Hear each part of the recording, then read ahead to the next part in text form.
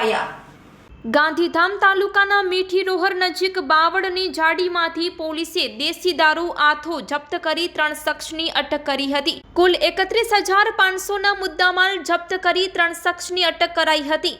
મીઠી રોહરની સીમમાં સાંગ નદીના પટમાં મચ્છુનગર પાસે દેશી દારૂની ભઠ્ઠી ધમધમી રહી હતી ત્યારે પોલીસે ત્રાટકી હતી અને અહીંથી મજૂરી કરતા સંજય રામકિશોર રાજપૂત, બ્રિજેશ કામતા પ્રસાદ રાજપૂત અને રોહિણી પ્રસાદ રાજારામ લોધ નામના શખ્સોને પકડી પાડ્યા હતા। આ શખ્સો મીઠી રોહરના અનવર બાવલા શોધવા માટે કામ કરતા હોવાનું બહાર આવ્યું હતું। આ આરોપીઓને 31,500ના મુદ્દામાલ સાથે પકડી પડાયા હતા। આ પ્રવાહીમાંથી નમૂના લઈ તેનો સ્થાનિકે નિકાલ કરાયો હતો। અનવરને પકડી પાડવા આગળની કાર્યવાહી હાથ ધરવામાં આવી છે।